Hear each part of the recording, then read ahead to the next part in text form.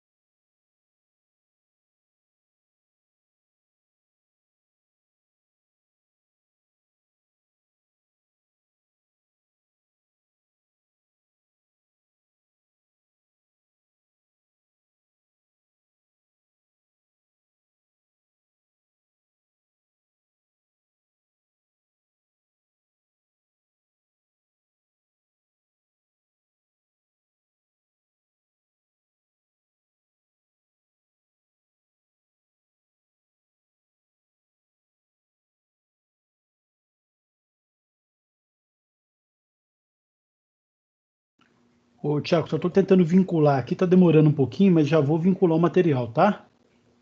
Não fechou. Eu até mandei o link da aula lá no nosso grupo de ADM, pra ver se o pessoal entra. Só que o pessoal tá lendo a mensagem, só que eles não respondem, não. Vai chegando no Ai, final do Jesus. semestre, o pessoal vai ficando cansado também, só, mas tranquilo, beleza? Vou tentar vincular aqui de novo aqui. Não fechou, professor.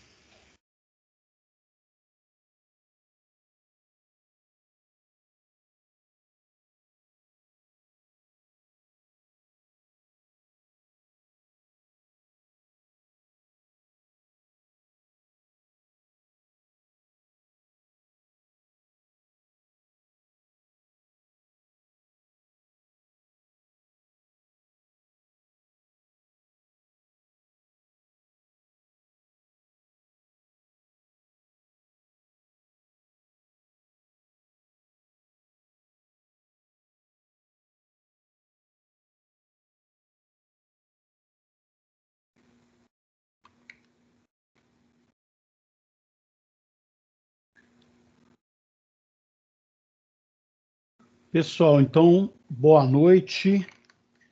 Só ver se está ok aqui a questão do som. A vinculação não está ficando, gente, mas eu vou tentar. Deixa eu ver o que eu vou só tentar mais última vez aqui.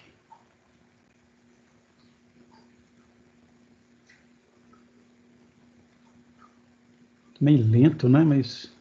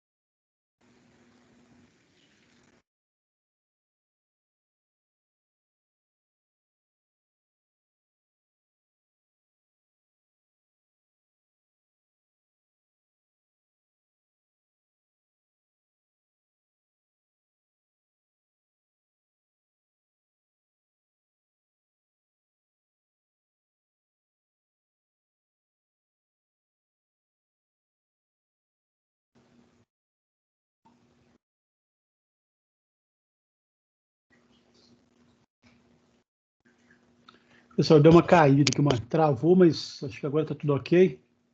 Deixa eu tentar colocar o material aqui, ver se ele vai aparecer para vocês aí. Ele está com algum problema de vinculação. Você não quer sair e voltar na aula, não, professor, para ver se volta? Pois é, eu até aproveitei que caiu aqui, e aí parece que deu certo, entendeu? Agora deixa eu ver aqui, estou colocando como janela, acho que agora vai dar ok, quer ver?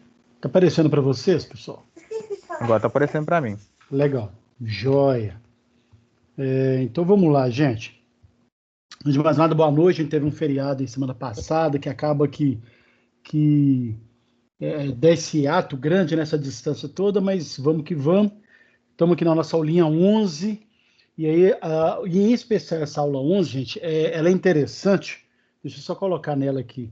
A gente está na seção 3.3, que vai trabalhar sobre a questão da teoria crítica, aí eu vou explicar o porquê desse nome, mas a princípio, você poderia dar assim, 2 encontros ou 2 aulas por encontro.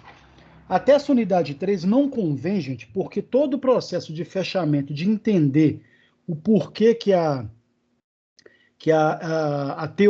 as várias teorias da administração vão se complementando, ela se dá exatamente partindo da teoria clássica, mais a teoria humanística, então tudo que compreende as duas correntes, e acabou virando uma corrente filosófica de todo o processo. E aí, depois desse processo, a gente vê então toda a questão de estruturar o processo da burocracia, hoje com a teoria crítica, e na próxima aula a gente fecha a questão da abordagem sistêmica. E a grande questão dessa unidade 3 é que todo o processo que culminou na chamada administração hoje, na ciência da administração, foi exatamente esse arranjo de começar uma abordagem mais estruturalizante em relação à administração, por isso o nome é abordagem estruturalista, passando pelos vários vieses aí em relação aos enfrentamentos das várias teorias, a questão da clássica, até que ponto que se pode criticar algo que é clássico ou ajustar algo que é clássico. Ah, mas se é clássico não pode. Então, todo esse processo de construção do que veio culminar na chamada abordagem sistêmica. Então, a gente está fazendo esse trajeto aqui na unidade 3.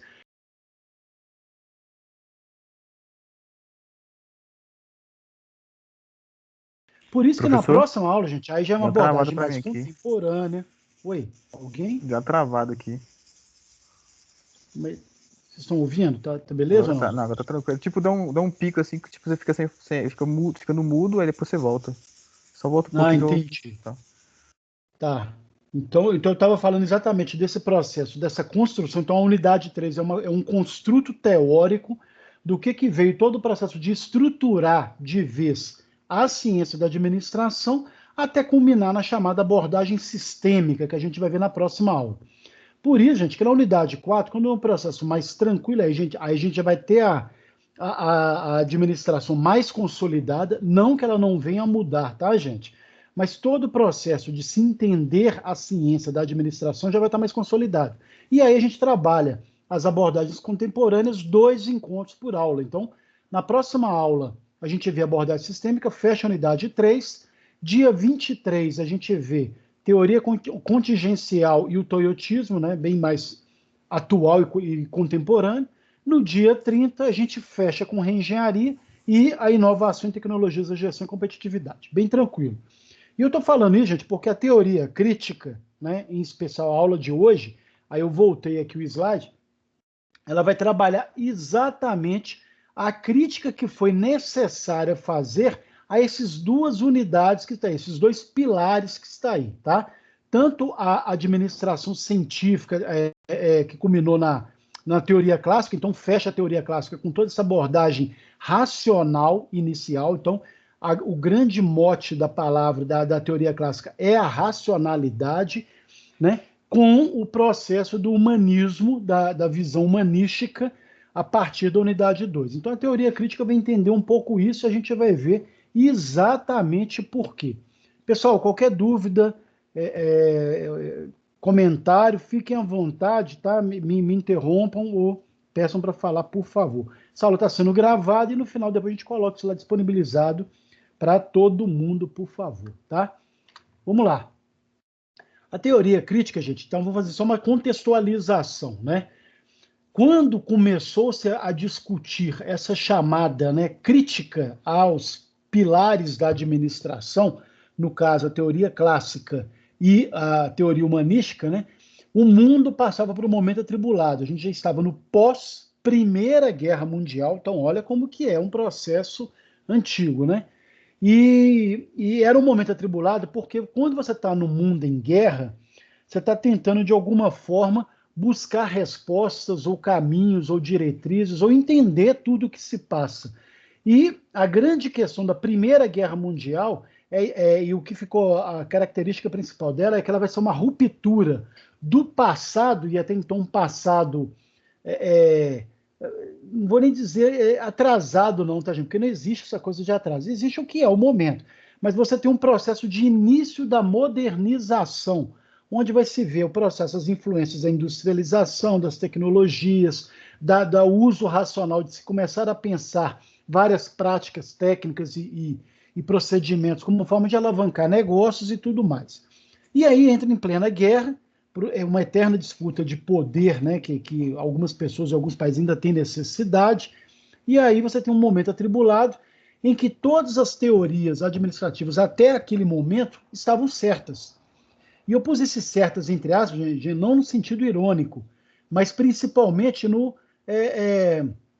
Era tal ponto assim, sagrada as teorias, a forma como elas foram concebidas, a partir lá do Taylor, a partir do Ford, todo um processo de construção, e aí passa pelos clássicos lá que a gente viu claramente, né? E ao mesmo tempo todo o processo de experimentação e de se entender que na ciência da administração você não tem só máquina e só procedimento e só técnico, você tem os seres humanos também. E ao mesmo tempo foram 2 correntes que todo mundo respeitava demais. ao ponto de considerá-las certas. E eram certas, né? Então, vejam bem, não há nada de errado nas teorias. A grande questão é e aí elas são certas porque elas procuraram estudar fenômenos reais, fatos cotidianos que aconteciam, que estavam ali claros, né? Realidade mesmo, né? E, ao mesmo tempo, apresentar soluções para uma série de questionamentos que se fazia à época. Então, olha que interessante, duas ciências, duas teorias que responderam e, na verdade, conseguiram responder às demandas que se faziam necessárias até então. Por isso que elas eram certas, tá? O problema foi o radicalismo excessivo que foi criado com essas duas posturas, né? Por quê? Uma acabava impactando a outra, né? A incompreensão de que outras variáveis de análise estão interligadas acabava impactando o desempenho organizacional, e aí o grande mote aqui vai ser exatamente buscar uma resposta a esse desempenho de uma organização que tem que ser, né, para alguns, racional demais ou clássica demais, para outros tem que ser humanística demais, né? E aí, na hora que você chega no processo que não se aceitava o meio termo, né, acaba uma anulando o desempenho organizacional da outra, da empresa como um todo, exatamente pelos impactos que determinadas abordagens causavam, né, entre uma análise, uma abordagem e outra, por exemplo, tá? E aí o principal aqui, gente, é que veio se sustentando isso até determinado ponto, até que chegando numa questão que a teoria crítica, né, a gente chama de teoria da crítica, inclusive, crítica no sentido não de criticar por criticar, tá, gente? Todo processo de análise a gente chama de crítica. Você fazer uma crítica consciente àquilo que precisa melhorar, né? E aí está esse nome, esse esforço da teoria crítica, para tentar combinar e colocar abertamente, eu brinco até que são cartas na mesa, né?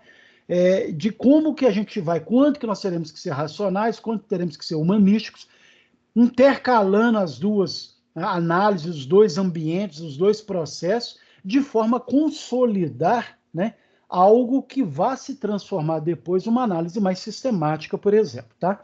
Então, contextualizando, foi exatamente isso, gente. E aí, essa frase aí do Ischebeleski e Ferreira, ela é muito interessante, porque ele coloca assim, que a teoria crítica é um dos caminhos, né? Então, veja bem a humildade dos autores, né? É um dos caminhos para compreender como as organizações e suas administrações agem, bem como para entender as implicações para as pessoas e para a sociedade de forma geral. E, de certa forma, gente, essa frase, ela sintetiza todo, e isso, inclusive, pode ser matéria de prova, tá, gente? Essa frase aí. Ela simplesmente sintetiza todo o processo de se tentar entender, não? E aí sim, saber que a organização tem que ter um processo, toda a questão da gerência, do departamento, de todo o processo de cálculo e precisão, né? E aí é a estrutura do administrar bem, ao mesmo tempo que eu tenho que ter uma consciência clara de que toda e qualquer empresa, organismo, organização, negócio, vai impactar pessoas, vai impactar a sociedade, a comunidade em geral, tá? Então a teoria crítica ela veio trazer, né, um caminho do meio como uma forma de buscar respostas, em especial ao desempenho organizacional, que a gente vai ver um ponto aqui, bem como o processo dessas movimentações, a gestão de mudanças que são necessárias, tá? E a teoria crítica, gente, a origem dela está associada à escola de Frankfurt, que exatamente aí entre as décadas de 20 e 30, ou seja, pós-Primeira Guerra, né, lá na Alemanha, ela reuniu vários intelectuais, filósofos, cientistas sociais, né, leia-se aí sociólogos, antropólogos e tal, a maioria de orientação marxista. Quando a gente coloca um marxista aqui, gente, o pessoal tem às vezes assim, esse medo, né? Ah, mas o Marx é comunista, essa coisa não pode falar marxismo. Não, é uma grande bobeira isso. Pessoas que têm má vontade em pensar que falam dessa forma. Então, grande parte do processo que vai ditar uma série de melhorias nos processos administrativos e inclusive no próprio capitalismo vieram do confronto da orientação marxista. Então, Marx era um pensador, um economista, né, filósofo, que vai trazer à tona uma série de reflexões que precisavam ser feitas da forma como as coisas estavam sendo caminhando ou sendo feitas em relação ao processo. E muita coisa mudou, gente, e hoje muita coisa de concreto em relação aos trabalhadores existe devido a essa orientação marxista, né? Se não fosse esse processo da chamada luta de classes, a gente trabalharia 15, 16 horas, sem nenhuma condição, uma série de fatores, né, que inclusive acabariam prejudicando o próprio empreendedor, o próprio administrador. Chega num ponto que várias empresas e grandes grupos industriais incorporaram várias orientações marxistas como forma de sobrevivência, inclusive. Então, você tem uma escola que vai pensar todos os grandes problemas pós-guerra, né? Então, no caso, de novo, Primeira Guerra Mundial, trazendo à tona uma série de reflexões, orientações, de análises necessárias. E a escola de Frankfurt defendeu a perspectiva de que todas as teorias são voltadas para um grupo particular de pessoas, né? Ou seja, aqueles que são explorados, trazendo à tona, né, não só o papel de quem explora, e aí é um termo pesado, né, gente, mas de quem é dono das forças produtivas e de quem fornece mão de obra ou de quem é explorado. A grande questão é que, quando você traz todas as perspectivas de quem está envolvido na sociedade, ou na economia, ou fazendo as coisas girarem, né, você tem que trazer a perspectiva dos vários atores que estão envolvidos, contribuindo para os altos conhecimentos de tudo. E aí, repetindo até o que eu falei logo atrás, né? Esse autoconhecimento que permitiu várias evoluções, inclusive no liberalismo, inclusive no comunismo, né? O próprio comunismo se adaptou a uma série de questões necessárias, né? Entre elas, por exemplo, o processo de melhores condições para os trabalhadores, né? Aí você está bebendo a fonte do Ford, o próprio Ford utilizou de alguns conceitos marxistas, né? Só para vocês terem ideia. Aí o pessoal fica assim, mas isso é estranho falar de marxismo e tudo mais, aí só para dar um exemplo pontual, né, muito atual hoje em dia, né? Hoje a gente está tendo uma discussão em que, e aí é interessante uma discussão pelo agronegócio. O agronegócio, gente, é um processo capitalista puro. Eu preciso plantar, produzir para exportar e ganhar dinheiro, de preferência, aliás, para vender de preferência exportação e ganhar dinheiro, ok. E está chegando num ponto que o próprio agronegócio está fazendo uma corrente de defender as florestas, a Amazônia, a água, uma série de impactos que está começando a prejudicá-los. A gente acha que não, antigamente a pessoa falava, vamos derrubar todas as árvores e fazer pasto. Hoje, quem trabalha com gado de corte ou com gado leiteiro, pelo contrário, fala, não, tem que ter árvore, porque grande parte dos meus consumidores ou do mercado que vai comprar os meus produtos, né, vai exigir um percentual de floresta plantada na minha área, né? Então, olha como que as coisas vão mudando, o próprio capitalismo vai se incorporando de várias questões e aí também é uma orientação marxista, gente, dessa questão de você ter não só o lucro a todo instante, mas de saber pontuar e dosar o que é da sociedade, o que é da economia, o que é do meio ambiente e fazer essa triangulação perfeita aí, tá? Esse autoconhecimento vai acabar permitindo sempre uma compreensão de todo esse processo, facilitando as chamadas transformações criativas, e é isso que tem que estar à tona. Não dá para pensar só de um jeito, é preciso sempre colocar essa dinâmica estruturante, né? E aí eu sempre brinco as cartas na mesa, para a gente poder, então, transformar as várias realidades, os vários negócios, a própria evolução que a sociedade impõe ao capitalismo de forma criativa. E dessa forma criar relações mais integradas entre os indivíduos, entre os grupos, entre as organizações e todos os seus ambientes, seja o meio ambiente, seja o próprio ambiente social que cada um vive. Então, olha como que a teoria de a escola de Frankfurt veio trazer à tona todos esses processos, a gente repensar a forma como as coisas estão no mundo. E aí é tão interessante, gente, que o mundo agora, com esse processo da pandemia, está passando exatamente por isso. Eu não vou dizer que vai ser criada uma escola de Frankfurt, mas antes da pandemia, só para você saber, acho que eu já falei até aqui, inclusive, tem uma economista italiana que ela estava trazendo à tona uma série de iniciativas que precisam ser feitas porque o atual modelo econômico do mundo hoje não contempla a produção, ele contempla a especulação. Hoje é mais vantagem para uma pessoa que tem muito dinheiro viver de especulação do que montar empresa, do que montar emprego, do que criar linhas de produção. Por isso que a China está com esse poder todo, porque a China continua nesse processo de produção. Se a gente parar para pensar, por que a China produz tudo que tem no mundo? Porque os demais pararam de produzir, preferem especular. E quando você tem choque de bolsa, problema econômico, uma série de crises, como está acontecendo, é preciso repensar, então, cadê esse espaço que o Ocidente perdeu, né, em relação à produção? Por exemplo, a gente tem poucos empregos e vai piorar um pouco no Brasil, gente, em especial por isso, porque a gente não tem estímulo para produzir. Quando vai produzir? Você tem a China que produz um preço muito mais barato porque a gente perdeu um pouco esse controle. Lembrando e destacando, não é culpa da China não, tá, gente? É culpa nossa de seguir um modelo que não atende necessariamente.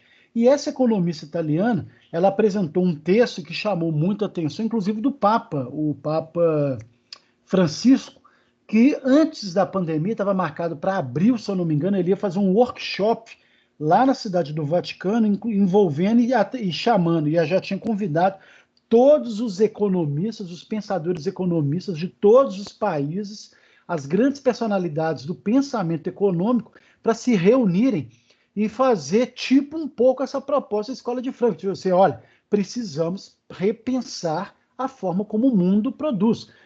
Estamos tendo um emprego de menos, uma degradação social, as pessoas estão passando necessidade, tem muito dinheiro na mão de poucos que pode ser distribuído de uma forma inteligente. Veja bem, não quer dizer que os mais ricos têm que ficar pobres, não, gente. Pelo contrário, na hora que você distribui dinheiro, monta indústria, monta empresa, aquece o mercado produtivo, eles vão ficar mais ricos ainda, né?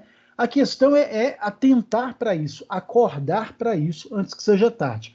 Veio a pandemia, suspendeu-se, mas é uma discussão que agora, inclusive, ganha mais reforço pelo fato da economia estar entrando num colapso e quer queira, quer não, os países vão precisar repensar as dinâmicas sociais, as dinâmicas comerciais que estão hoje aí no mundo, tá? E aí, prosseguindo, gente, né, todo esse processo, a teoria crítica ela vai defender o quê? Que segmentos sociais e humanos dialoguem melhor e com mais moral, então você está dando mais fortalecimento a esses segmentos, para que cada participante contribua com a busca de um futuro melhor para todos. Então, você está chamando para discutir, não é só quem tem dinheiro, não, mas todos os segmentos que fazem funcionar a roda da economia, tá? E, ao mesmo tempo, ela vai defender, então, esses ambientes livres de uma dominação apenas, criando oportunidades para contribuir com a produção de sistemas que busquem ser iguais, voltados para as necessidades humanas. E aí, quando a gente vê até lá na questão humanística, o processo das necessidades lá do Maslow, né? E aí essa ideia de você só evolui e cresce como país, como ser humano, como cultura, quando você consegue plenamente atingir essas suas necessidades. E isso não tem acontecido no mundo, isso não tem acontecido no Brasil, né? Por isso que o papel da administração ele é cada vez mais importante, porque quem vai fazer a ligação entre o processo de aquecer a economia, toda a ideia de colocar em prática, todo o processo da produção, todo o processo empreendedor, né, vai passar obrigatoriamente pela administração. Então, voltados para as necessidades humanas e, ao mesmo tempo, com métodos gerenciais que conduzam, né? E aí, gente, para todo mundo, um desenvolvimento progressivo, né? E aí todos se desenvolvem nesse sentido, há uma qualidade que atinja todo mundo e uma produtividade que seja fantástica, abrangente, que envolva todos os países. E aí, gente, é tão interessante isso, porque o pessoal fala assim, e até pouco tempo atrás, as pessoas falam assim, mas tem que ter muito rico, o problema é dos pobres. Não. Quem é muito rico é contra a pobreza, porque ele está deixando de ganhar, ele está deixando de produzir, ele está deixando de fazer aquecer o mercado, que pode ser interessante para quem tem as forças produtivas. Então, cada vez mais, é necessário retomar um processo de produtividade. Então, esse tema, gente, da teoria crítica, né? Olha só, ele veio de encontro logo após a Primeira Guerra Mundial, e aí o mundo melhorou em vários aspectos, teve umas certas estagnações, teve algumas regressões, mas agora, mais do que nunca, está se precisando retomar essa discussão ampla, né, que naturalmente vai acontecer, quer queira, quer não queira, né, qualquer que sejam os contrários a isso, porque o mundo está chegando num processo de colapso, que a grande salvação vai ser o emprego, vai ser a dignidade, vai ser a produtividade, vai ser esse dinheiro melhor distribuído, tá? E aí, pegando essas frases do Kevenato, né, aí dentro desse contexto, à época, ele colocava lá que o mundo organizacional já não seria mais o mesmo, né, claro, ainda mais com a Primeira Guerra Mundial, mudou mesmo, tá? Apesar de todas as críticas aos clássicos, né, aos postulados clássicos, tanto da teoria clássica quanto da teoria humanística, e aos enfoques tradicionais da organização, a abordagem clássica nunca foi totalmente substituída. Pelo contrário, a gente sempre fala que é um neoclássico, né? E a gente vai ver isso daqui a pouquinho. Então, é sempre uma releitura de algo que foi do passado, então é uma complementação da teoria clássica, colocando as nuances da teoria humanística, permitindo uma abordagem mais atual aí da teoria clássica. E, pessoal, estou ouvindo? Está tranquilo? Ok? O som? Tá ok, professor. Beleza. E aí, culminando no processo que todas as teorias administrativas posteriores, né, se assentaram na teoria clássica, ela foi o fio condutor, então, não é que ela é antiquada, pelo contrário, ela se rejuvenesceu com os vários questionamentos, principalmente depois da teoria crítica, tá, gente? De trazer a tona, olha, tem coisa que é sagrada, tem coisa que não é. Mas na administração, o sagrado tem que se adequar às várias mudanças, às várias análises, aos vários processos que estão em andamento. Então, todas as teorias administrativas posteriores se assentaram nessa teoria clássica, seja como ponto de partida ou como crítica, né? Crítica no sentido de, olha, é preciso mudar sim para tentar uma posição diferente, como diz muito bem aí o Kevenato, tá? Não sei se você sabe, gente, aí fazendo uma parte, eu não gosto muito do Kevenato, não, né? Mas ele é ótimo, porque ele sintetiza todas as principais ideias. Por que eu não gosto do Kevenato? O Kevenato tem aquela mania de pegar todos os autores e fazer um compiladaço. Ele não escreve nada novo, mas ele faz um resumaço. Então ele tem uma função útil aí para a gente, né? Mas eu falo que ele poderia colocar um pouco mais de teoria, né? De colocar um pouco. Não, ele reproduz aí alguns mastigados, né? Que nos ajudam, tá? E para o Kevenato, a teoria clássica, então, e aí de novo, né? Como é uma releitura da teoria clássica, ele vai dizer que a teoria crítica ela é uma abordagem neoclássica, tá? Apesar de não ter ficado esse nome, tá, gente? Algumas escolas sempre chamavam teoria neoclássica. Na verdade, é teoria crítica mesmo, como um processo porque quando a gente fala neoclássico, eu estou reforçando os aspectos da teoria clássica, né? Sem levar em conta a fusão com outras teorias, como a humanística, por exemplo. Né? Então, quando eu falo teoria crítica, aí fica mais destacado, né, a ideia de que eu peguei duas teorias sagradas e clássicas e moldei numa só, tá? E a ideia é essa. Então, a abordagem neoclássica é uma redenção, né, da teoria clássica, devidamente atualizada e redimensionada aos problemas administrativos atuais e ao tamanho das organizações. E é tão interessante que na hora que você começa a fazer esse processo de atualizar e redimensionar, a administração, a ciência da administração nunca mais foi a mesma. Ela sempre está se atualizando a partir desse enfrentamento, dessa coragem que foi feita aí no passado, tá? Ao mesmo tempo, a abordagem neoclássica ela está voltada para dentro de um ecletismo, né, de absorver algo eclético, de se moldar e adaptar a várias contribuições, né?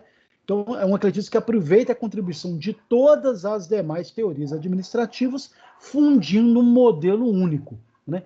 Então, olha que bacana você pegar, então, de todas as teorias que surgem, aquilo que é ótimo, que é positivo, que vai agregar e incorporar isso na ciência administrativa. Determinada evolução, percebemos que uma prática do passado não funciona mais. Ok, vamos evoluir, é isso mesmo, né? E é tão interessante, a gente está passando por isso agora, gente. Os vários processos que o digital vai imperar sobre o analógico, por exemplo, cada vez mais vai ser tudo, né, nos aplicativos. Então, olha como que a administração, ela pode falar, não, mas não podemos mudar porque a teoria clássica é única, ou isso vai impactar a teoria humanística e não pode. Não, não existe isso mais. Pelo contrário, agora tudo é bem-vindo de forma que você construa um pensamento racional e lógico que envolva tudo de positivo de todas as teorias que estão surgindo aí, que surgiram e que estão surgindo por aí. E dentro dessa abordagem neoclássica, gente, os seus autores, não formam propriamente uma escola bem definida, tá? Mas um movimento, e essa ideia é ótima, porque quando eu falo em movimento, é exatamente isso mesmo, de estar sempre em movimentação, nunca ficar estático, parado, cristalizado num processo só, mas pelo contrário, estou sempre em movimento, recebendo, né, várias impressões, várias contribuições, analisando tudo que está surgindo no mundo nesse momento e, com isso, construindo um novo saber, uma nova condução aí do processo, tá? E ela vai receber várias denominações, aí coloquei, porque, se eu não me engano, estava no livro também, a escola operacional, escola do processo administrativo, tem vários processos, vários nomes aí, tá, gente? Mas o efeito é isso mesmo, trabalhar as formas como eu vou processar a administração ou operacionalizar a administração. E essa abordagem, esse movimento neoclássico, ele vai se caracterizar principalmente por uma ênfase nessa prática da administração. Então, a administração ela vai ficar mais voltada para as práticas em si. As teorias são bem-vindas, as ideias clássicas são bem-vindas, estão registradas, armazenadas, documentadas, têm seu papel na história, mas o que isso contribuiu para determinadas práticas? E é isso, então, que a administração incorporou com muita propriedade, né? Aí vou dar um exemplo aqui. Você pega o marketing hoje, o marketing ele é um processo que trabalha com composto mercadológico, tem os 4 P's e tal, então é tudo bonitinho, bacana, mas na prática o que isso significa? Até porque hoje o marketing ele é muito mais digital do que aquele marketing que era feito com todo um trabalho para uma parte de revista, para uma parte de propaganda. Então, hoje você tem umas novas abordagens que o marketing, que é uma das áreas de atuação da administração, né, vai se incorporar da forma como eu preciso, então, pôr em prática determinados conceitos clássicos. E é esse o grande trunfo da administração, trabalhar a prática, incorporar ideias, reflexões e transformar isso em modus operandi, em prática, tá? E, ao mesmo tempo, caracteriza-se aí essa teoria neoclássica, essa abordagem, pela reafirmação relativa dos postulados clássicos. Então, eles continuam sendo bem-vindos, estão lá registrados, mas eu vou relativizar aquilo que é útil ou não, então eu vou atualizar isso. E, ao mesmo tempo, uma ênfase nos princípios gerais da administração, seus objetivos, seus resultados, e no ecletismo, né? Ou seja, nas várias ideias, os vários conceitos que vão estar amparados por trás de toda essa linha condutiva da administração, tá? Então, olha como que as teorias, e essa matéria chama isso, as teorias da administração, elas vieram dar essa roupagem e essa evolução da forma de entender a administração, que é uma ciência, tá, gente? Clara, ampla, plena, né? Mas principalmente sobre o viés da prática. E aí tem finalizando essa primeira ideia aí, nesse movimento, então, os meios ainda são de eficiência. Em nenhum momento eu vou estar abrindo mão da eficiência. Lembra lá do Taylor? É preciso ter eficiência. Olha o Ford aí também. É preciso ter eficiência. Então, não perdemos, né, vários dos princípios da teoria clássica, né? Mas, cada vez mais, a gente precisa enfatizar quais são os fins e os resultados que eu quero. Então, olha como que vai ser minha eficácia, como que eu vou entregar, de que maneira que eu vou fazer, como que eu vou conseguir consolidar vários saberes, vários conhecimentos na entrega que eu preciso. Com isso, proporcionando esse forte deslocamento para os objetivos e resultados organizacionais. Ou seja, eu não abro mão dos vários pilares né, que eu aprendi a respeitar na administração, mas atualizo tudo isso no fim, no resultado, no objetivo que vai garantir aquilo que deve ser o sucesso de toda e qualquer organização, de toda e qualquer empresa, né? A satisfação do cliente, a obtenção de lucro e por aí vai. Então, de que maneira que eu vou juntar tudo que é útil, né, numa forma prática? E a abordagem neoclássica, gente, ela veio, né, também preconizar que os princípios científicos eles devem ser aplicados em aspectos genéricos, ou seja, eu tenho que estar sempre levando em conta qual é a situação, a adaptação, o que eu estou levando em conta, as várias análises, informações, né, percepções, insights do mercado como um todo, né? E aí é legal, gente, aí o que a Vanato coloca isso, que a administração ela é uma técnica social. Por que isso? Porque ela consiste em orientar, dirigir e controlar todos os esforços de um grupo de indivíduos para um objetivo comum, que é o papel de toda e qualquer empresa, né? O ser humano cada vez mais vai necessitar cooperar com outras pessoas para atingir seus objetivos. Então, ainda bem, né, gente? Ninguém vive sozinho. Então, a gente precisa claramente sempre entrar em cooperação para que faça valer os princípios que devem ser seguidos, os valores, a missão, a visão, os valores que cada empresa tem. E a administração ela é basicamente a coordenação de várias atividades grupais, de vários departamentos, de vários processos, interesses lá dentro, culminando num objetivo maior, né? Então, ela é uma técnica social que leva em conta isso, né, que tem que ser sempre generalizada, adaptada, adequada a cada situação. Então, nesse contexto, os novos estudos, a gente vai ver aqui 2, 3 modelinhos, né, que vão trazer à tona os novos estudos administrativos, devem envolver o quê? Buscas relacionadas a esse legado aí. Em especial, esse está na frase que é Venato aí. Qual legado?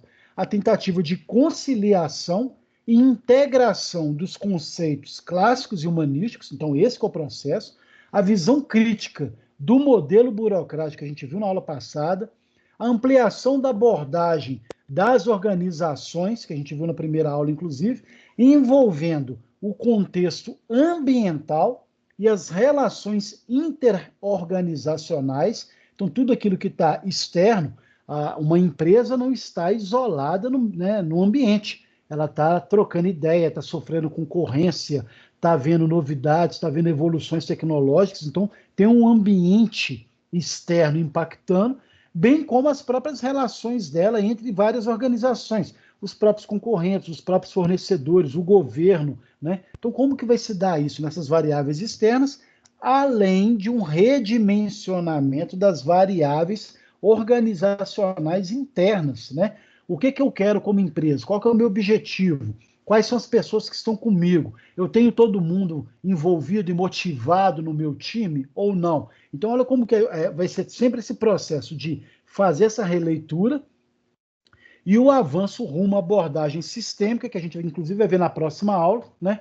São aspectos que marcaram a teoria administrativa. Em resumo, o estruturalismo que a gente viu na primeira, na unidade 3.1, né?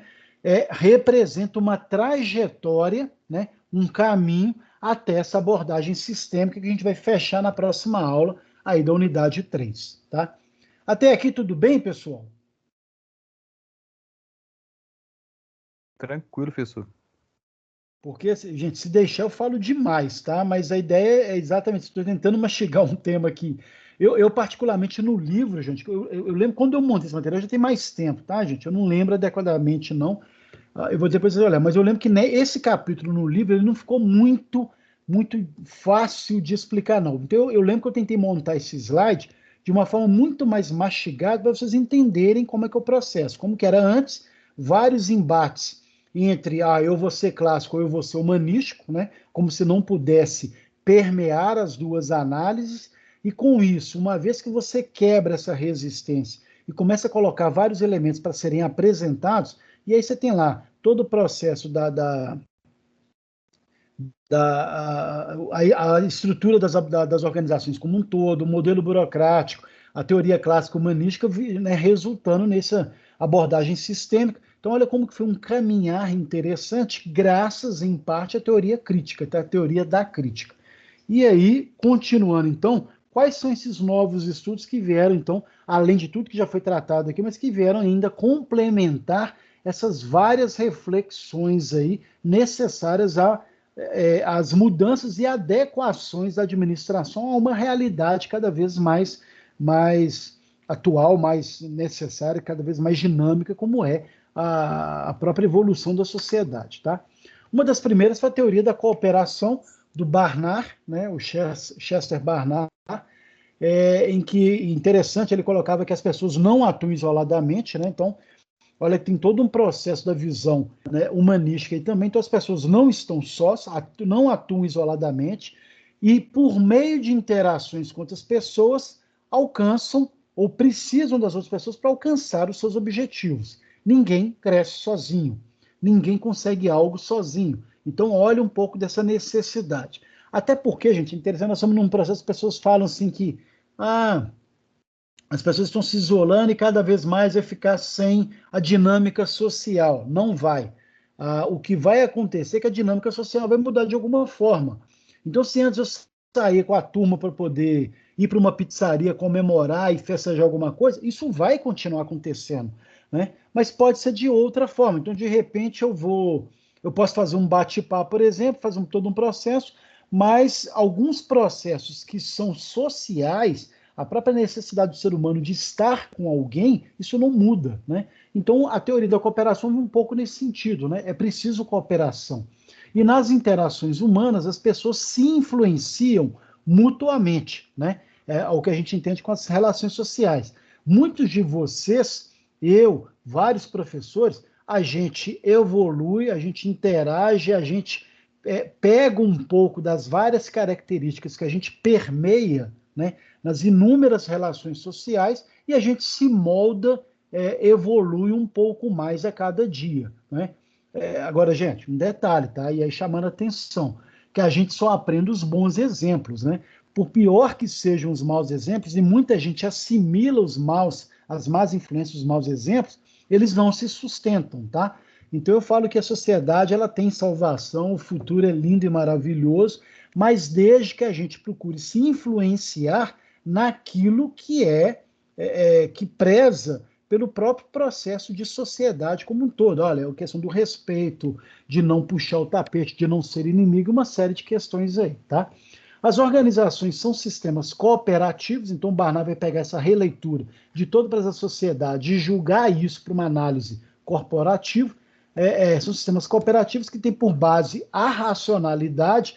Então, olha que interessante, ele fazendo um tricô aí, juntando todo o processo de ser humano, visão humanística, com o uso da racionalidade, né, da teoria clássica, por exemplo, né? Então, uma organização ela só vai existir quando conjuntamente existirem três condições. Qual?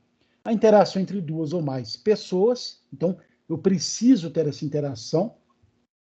Um desejo e uma disposição para cooperar com as pessoas, sejam meus subordinados, sejam meus chefes, meus líderes, né? Então, qualquer que seja, com meus pares, né?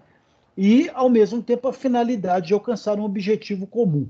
E olha que interessante nessa última frase, que quando eu faço esse processo de alcançar um objetivo comum, comum a quem? A todo mundo que está envolvido. Eu, você, mais 2, 3, 10, 15 mil, 14 mil pessoas, né?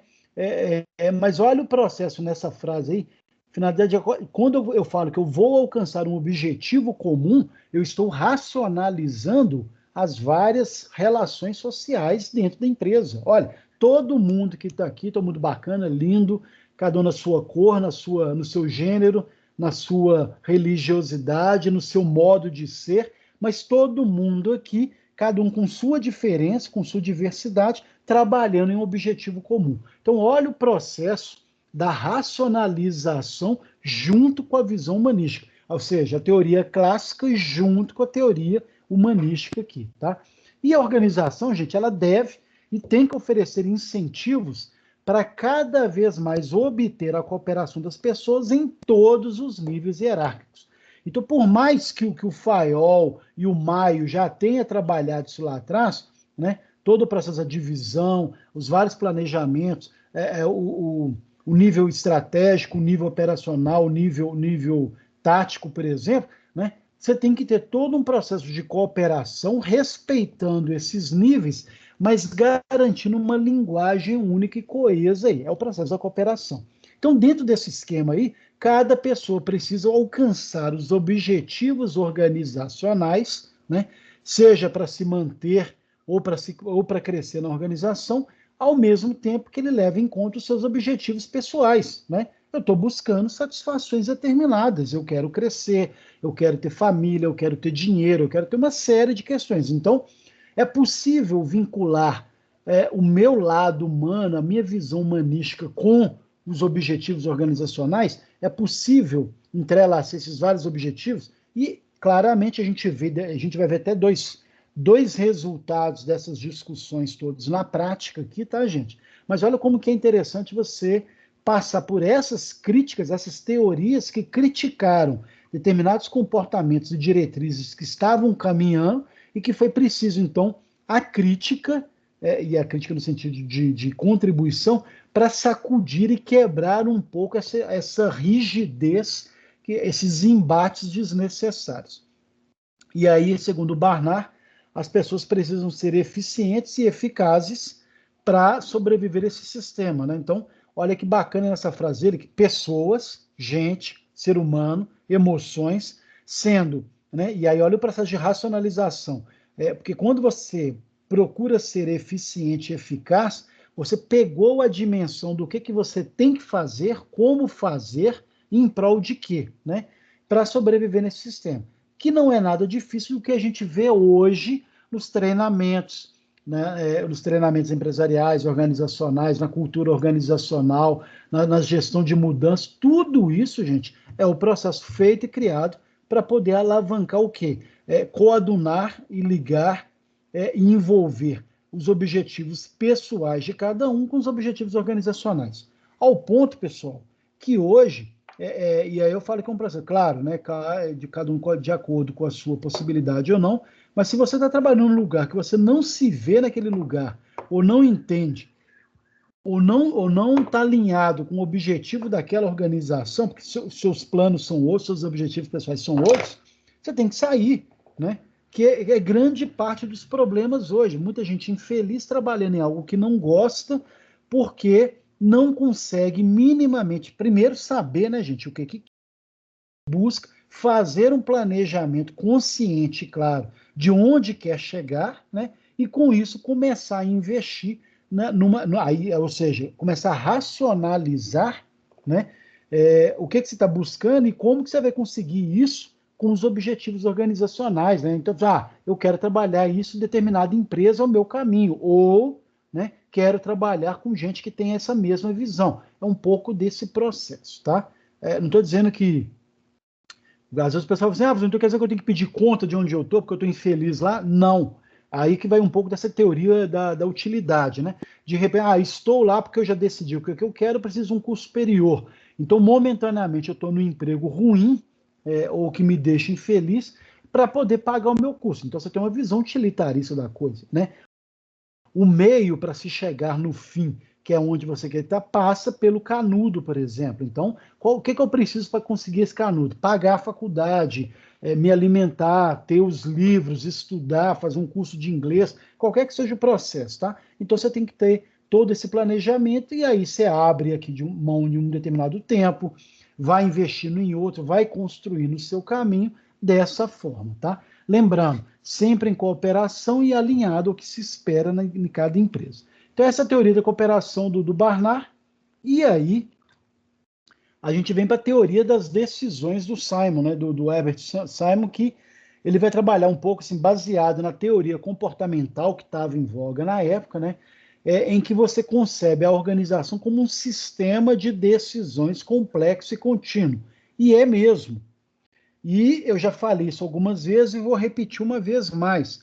Muitos de vocês serão contratados para estarem aptos a tomarem decisões.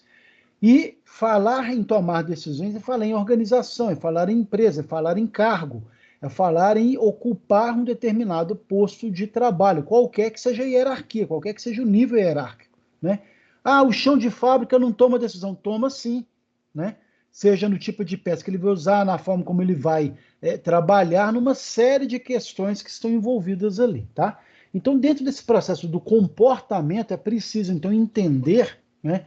E o Simon ele vai exatamente nessa ideia de buscar um processo, de uma organização, de uma teoria comportamental, como forma de entender a organização como um sistema de decisões, né, complexo e contínuo. Ou seja, o tempo todo eu estou cada vez mais tomando decisões e isso não vai mudar nunca.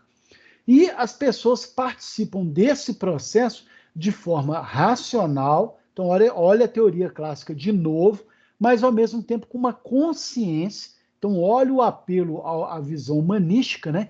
De maneira que eu saiba exatamente o que eu quero. Ou eu estou trabalhando numa função que eu sei exatamente qual é o meu papel nessa função. Então, olha a racionalização dentro de um comportamento organizacional, pessoal na organização, tá?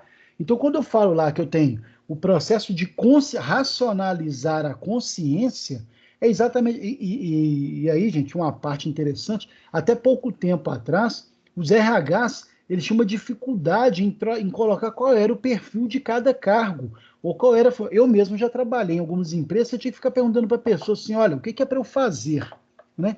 Ah, a gente vê, vai vendo aí o que aparecer, né? Ou seja, pessoas que estavam perdidas em dar minimamente uma diretriz, né? Ou seja, racionalizar eu como empresa o que eu preciso para chegar até lá, quais são as pessoas que eu preciso ter comigo fazendo o quê, né? Então, olha como que melhorou muito, né? Vários desses processos, em parte graças às várias críticas que surgiram, em especial aos processos comportamentais, tá, gente, né? Trabalhados dentro da empresa, em que você precisa, olha, para uma empresa dar certo, ela tem que saber exatamente qual é a sua missão, sua visão, quais são seus valores, daí você tirar uma série de diretrizes em relação a isso, e daí você começa então a reestruturar quantas pessoas, quais, de que tipo, fazendo o quê, quantas vezes por dia, de que maneira, ou seja, tem todo um processo então que passou por um aprendizado aí, até chegar num processo de racionalização plena quanto a isso. Então, essa escolha, né, essa consciência, essa racionalidade, as pessoas acabam escolhendo e tomando decisões individuais a respeito de alternativas racionais de comportamento. Por quê? Eu vou saber claramente quais são os comportamentos que eu preciso ter, né, dentro daquilo que me oferecem nesse momento, de onde eu estou inserido nesse momento, e minhas decisões vão ser em cima desses comportamentos esperados. Se esses comportamentos, gente, estejam ou não relacionados a atividades organizacionais. Por exemplo, muitos de vocês aqui, e olha para vocês verem como é que é um processo interessante, que a administração incorpora isso, né? Muitos de vocês aqui estão tendo aula remota, alguns aparecem em vídeo, outros não, né? Mas minimamente todo mundo espera de vocês qual é o comportamento de vocês como alunos, remotamente ou não, né? Ah, tem que ter participação, tem que responder questão da prova, tem que fazer trabalho, tem que fazer uma... Sim, minimamente se sabe. E vocês vão tomar decisões ou vão se pautar, ou vão ser bons alunos ou não, né? Depois que vocês racionalizam ou têm consciência do papel de vocês. Então, por exemplo, eu tenho bons alunos, né, que aproveitam, trocam, participa, tem a ideia, aquela coisa toda, e tem maus alunos que estão lá, estão assim, colocam às vezes o monitor e não estão acompanhando, não estão seguindo aquela coisa toda. Como se fosse, não, o professor não está vindo mesmo, paciência, vou fazer outra coisa aqui, eu fico conectado lá, mas sem estar presente, depois eu vejo o vídeo, né? Querendo ou não, gente, é um processo de você racionalizar a sua consciência. É o que eu quero? O que eu quero? Eu quero aprender e trocar ideia quanto a essa matéria, porque não se engane, gente, toda disciplina no curso de vocês está amarrada com um motivo, né, que vai culminar na trajetória profissional de vocês. Então, minimamente o que a gente está falando aqui vai impactar na forma como vocês reagem ou se posiciona em relação a esse mundo organizacional que está aí. Então, olha como que é um processo de racionalização plena e constante. E em cima disso, você tem que tomar decisão o tempo todo. Então, essa racionalidade, nesse processo de tomada de decisão, vai residir na escolha dos meios, né, estratégias e táticas adequadas para o alcance de alguns fins, determinados fins, objetivos, a fim de obter os melhores resultados. Ok, então, eu sei o que eu quero, minha estratégia, sei quais são as minhas táticas, sei aonde eu quero chegar, quais são os meus fins e objetivos, quero ter os melhores resultados, mas que decisões que eu preciso tomar em relação a isso, tá? Então é esse que é parte da discussão. Vocês ainda vão ter planejamento estratégico, não sei se já tiveram, vocês vão ter vários processos que vão ver claramente, e aí é um pouco dessa questão da tomada de decisão. Porém, as pessoas fazem as escolhas, gente, né? E aí o processo de tomar decisão ou de escolher algo é com base naquilo que vocês percebem, naquilo que vocês possuem, naquilo que está claro para vocês, né? E aí que é a necessidade de estar sempre buscando quais as informações que eu preciso para tomar decisão. Por quê? Não dá para tomar decisão no escuro, né? E é tão interessante que pode até haver outros aspectos que os tomadores de decisão não conhecem, né? Mas ele, né, aquela pessoa está tomando decisão com o que foi apresentado para ele. Hoje, por exemplo, gente, uma das profissões que mais está em alta são esses analistas de dados, cientistas de dados, são pessoas que pegam vários dados brutos, várias informações e sintetizam isso, fazem uma leitura crítica disso, né, em cima de um processo, né, naquilo que foi apresentado. Olha, tomei uma decisão em cima do que foi apresentado ou em cima do que eu tinha, né? Ninguém vai tomar decisão em algo que desconhece, né? Daí a necessidade de estar sempre buscando, né, cada vez mais trabalhar a informação, buscar essas informações, seja no ambiente externo, seja no ambiente interno, a gente vai ver isso mais à frente, tá? Dessa forma, pessoal, a tomada de decisão é um processo de racionalidade limitada. Eu tomo a decisão em cima daquilo que se apresentou para mim, né? Pois as pessoas tomam essas decisões racionais, ou seja, essa adequação entre os meios e os fins, apenas em relação aos aspectos da situação que conseguem perceber e interpretar, tá? Então, Rodrigo, como é que eu faço para poder, então, nunca ser criticado em relação às decisões que eu tomar no meu novo emprego ou na empresa que eu estou? Procure se informar sobre aquela natureza, sobre o seu envolvimento, sobre a sua natureza fim, sobre o seu negócio plenamente. Quanto mais informação você souber sobre a dinâmica da sua empresa, do seu setor, da sua função, do seu cargo e o que está sendo esperado de você, você vai ter condições de colher inúmeras informações e colocar isso de uma forma, né, mais tranquila, mais responsável, tomando decisões em que você leva em conta uma série de agregações de informações. Mas dá para parar no tempo? Nunca, gente, né? É um processo, aliás, a própria educação é isso, né? A gente não para nunca. A gente sempre tem que continuar se especializando, buscando informação, lendo de tudo, sabendo as tendências do mercado, até para poder dar resposta a tudo que está aí. Que é a grande questão, gente. Eu até coloquei algumas na prova passada, a gente colocou um pouco dessas reflexões aí. Com o processo da pandemia, né? Cada vez mais as empresas estão buscando tentar entender o que se passa na cabeça das pessoas, dos novos clientes, dos clientes que agora a maioria vai ser digital, vai ser via aplicativo, né? Como é que vai ser isso? Como é que vai se dar isso, né?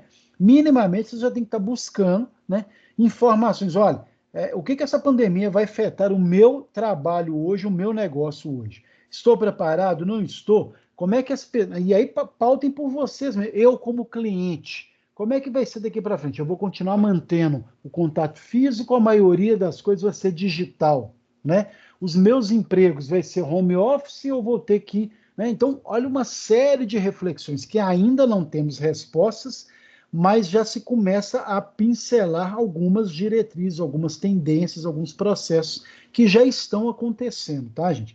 Hoje eu estava conversando com o pessoal de TI, né? Um escritório que tinha 40 e poucos, né, funcionários que se encontravam numa casa, aquela coisa toda, o chefe já virou e falou, gente, eu não quero que ninguém volte mais. A gente agora vai fazer o seguinte, toda sexta-feira, depois que acabar o processo do isolamento e tal, a gente vai encontrar para poder se ver, pronto. Mas tem funcionado muito bem à distância. E aí você economiza água, luz, uma série de outras questões. Ele dá uma ajuda de custo na questão da conectividade, uma série de questões, mas fica muito mais barato para a maioria das empresas manter um processo à distância, remota, do que, por exemplo, a presença física, né? Então, isso é um dos casos. Tem outros casos que o pessoal, não, eu quero todo mundo aqui. Em São Paulo, por exemplo, que é um caos, né? Aliás, São Paulo, mas todas as grandes cidades, né? Você tem pessoas que vão trabalhar, por exemplo, que gastam 1h30, 2 horas para ir, 2 horas e meia para voltar. São 4 horas e meia, 5 horas de prejuízo, né? No dia, só preso em trânsito. E na hora que você vê uma pandemia que acaba forçosamente criando uma nova tendência, né?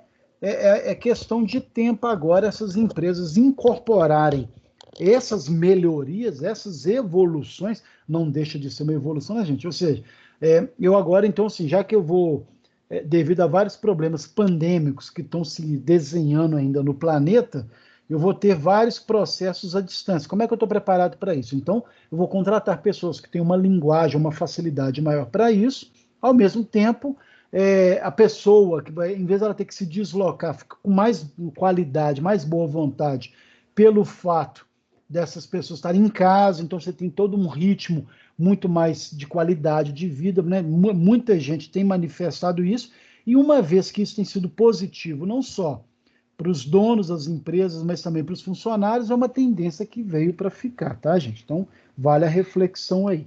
Então, continuando, olha as etapas do processo de tomada de decisão, né? Então, dentro dessas questões das mudanças impostas aí pela teoria crítica, né? De repensar, né, o ser humano, a figura do humano, junto com uma análise clássica mais racional, né? Dentro dessas etapas, os primeiros passos né? E aí, obviamente, decidir sobre algo, então saber exatamente o que você quer, né? Decidindo sobre algo que você precisa claramente ter, né, uma visão máxima assim, do que se apresenta, ou seja, compreender o problema, buscar e analisar quais são as soluções, as alternativas, os planos B, né, em relação a esses problemas ou essas perspectivas, ou essas diretrizes, esses caminhos. Dentre as várias soluções, né, escolher uma alternativa, ou duas, ou três, dependendo da forma como vai ser estruturado esse processo, e, uma vez escolhido, colocar em prática. E aí a gente vê um pouco desse diagrama que está aí, né, gente? Você começa lá na numeração 1, né, ou seja, perceber mesmo essa situação, e aí positivo ou negativo, questão de produção, de tendência de mercado, de concorrência, então perceber as várias situações que estão acometendo você e sua organização nesse momento, analisar e definir como que esse problema surgiu, qual que é a consequência, o que, que pode acontecer, se ele se fortalecer ou não, o que, que pode ser feito ou não para minimizar ou não, escolher uma série de objetivos e definir esses objetivos em relação a esses problemas. Então, uma vez que eu tenho determinados processos, tenho uma percepção de situação e definir quais são os problemas que se apresentam, deixa eu definir onde que eu quero e o que eu vou fazer, procurar as alternativas de solução para atingir esses objetivos, avaliar, né, sempre avaliar e comparar se determinadas alternativas e as soluções encontradas estão sendo suficientes ou não, né? Ao mesmo tempo, escolher de forma mais adequada, mais racional, né? Essas soluções, as comparações, saber o que mudar e o que não mudar, e saber como fazer, e ao mesmo tempo implementar as alternativas quando elas, né, se manifestarem e apresentarem para resolver determinados problemas ou encontrar o caminho para determinados objetivos e tudo mais. E tudo isso aí, saindo do item 7, vai se retroalimenta, olha só, a setinha voltando, caindo de novo na percepção da situação. Deu certo? Continua sendo um sucesso? Continua caminhando? Como é que está esse processo? Então, e aí, gente, de novo, eu já tinha falado lá, para abastecer esse processo decisório, né, a tomada de decisão, a organização precisa coletar, processar, né, coletar e processar uma enorme variedade de informações para permitir que a escolha de alternativas em situações que nunca revelem todas as opções disponíveis, ou seja, eu não vou conseguir ter tudo, mas dentro daquilo que eu conseguir buscar informação, né, eu tenho as alternativas que podem, né, atingir os possíveis resultados que eu estou querendo, tá? E aí, gente, serve como consolo. A gente nunca vai ter resposta para tudo, ufa, né? Mas, dentro daquilo que se configurou, que se apresentou, dos objetivos que eu tenho, dos problemas que surgiram, e dadas as informações que eu obtive, o que foi possível fazer? Isso, isso e isso. Pronto. Ah, apareceu algo que era um fato novo. Paciência. E aí, novo problema a ser analisado, nova situação, nova alternativa, nova implementação e ciclo que começa e reinicia e por aí vai. Então, por mais que a gente às vezes fique assim assustando, olha, o papel do gestor é tomar decisão, do administrador é tomar decisão, não é algo complicado, não é algo triste nem pesado, tá, gente? Pelo contrário, cabe a vocês incorporarem ferramentas, uma visão analítica, um conhecimento de causa pleno para saber o que fazer, quando fazer e como fazer, tá? Fora isso, gente, é tranquilo, tá?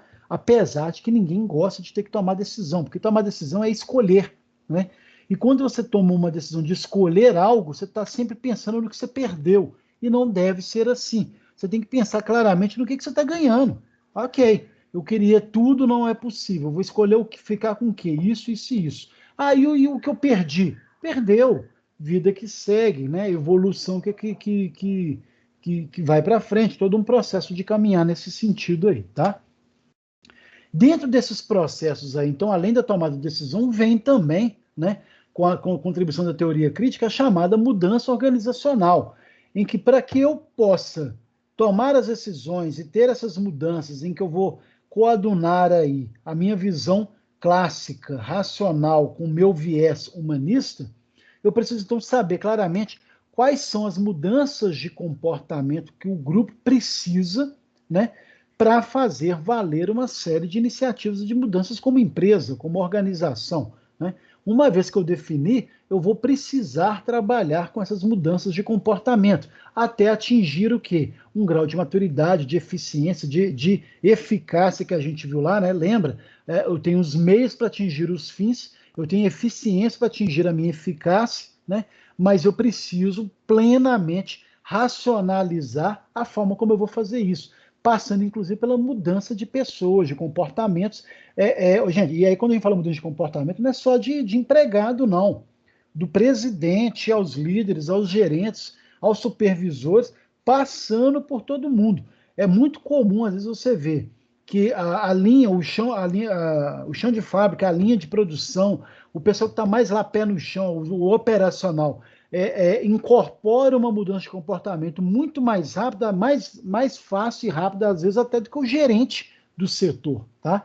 Eu já vi isso inúmeras vezes, você tem que ir lá para resolver o problema do gerente, que o problema no setor era o gerente, não o time dele que estava lá, já fez o treinamento, incorporou mudança, aprendeu várias técnicas, ferramentas, e o gerente teimosamente, ainda arcaico, teimando em evoluir, tá, gente? Então, olha como que é um processo em que a mudança organizacional vai almejar sempre essa mudança de comportamento, considerando sempre todo e qualquer grau de dificuldade. Mudar não é fácil, não quer dizer que é impossível, por isso que é um grau de dificuldade e o tempo envolvido nesse processo, né?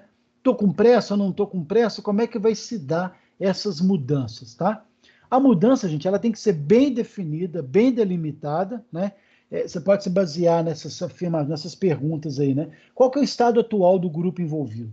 Né? Que grupo que eu tenho nas mãos no meu time? Como é que é? Mentalidade, se veste camisa, se estão interessados, se querem crescer com a empresa, se não querem, né? Qual que é o tipo de mudança que eu estou pretendendo? Né? Esse time que eu tenho está apto a esse nível que eu quero ou não? Né? Preciso mudar para melhor ou não? Mais ou não? Preciso colocar peças novas ou não? Preciso demitir ou não? Então, olha como que é um processo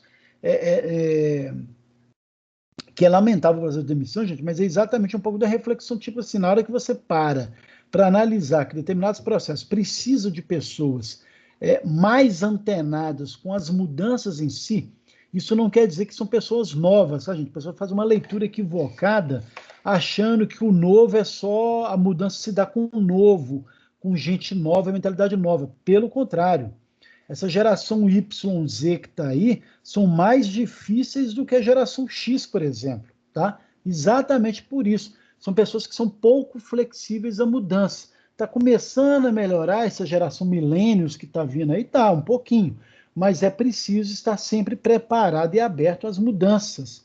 E quando a gente fala mudança, é exatamente esse processo de, olha, eu preciso saber aonde eu quero estar e quem são as pessoas que vão estar comigo. Eu gosto de fazer esse comentário, gente. Muitos de vocês estão novos aí, serve como dica, né? Várias das pessoas, volta e meia, o pessoal fala assim: olha, eu quero contratar alguém, mas eu quero gente nova demais, não, porque é um pessoal que já se acha. Essas gerações que estão vindo agora, elas são um pouco assim, né? São pessoas que têm uma dificuldade, né? Já acha que nasceu aprendendo. Querendo ou não, tem um grau de inteligência, Não gosta de receber inteligências. ordem, né, professor? E tem uma dificuldade clara para isso, né? Ah, porque eu já sei, não, e não é que não sei, gente, são pessoas incríveis, esses mais novos já são nativos digitais, tem toda uma cultura, uma facilidade em tecnologia, então você tem muito que aprender com eles. Mas tem uma parcela dessa geração Y e Z impressionante que não aceita crítica, fica um pouco arredio, é complicado.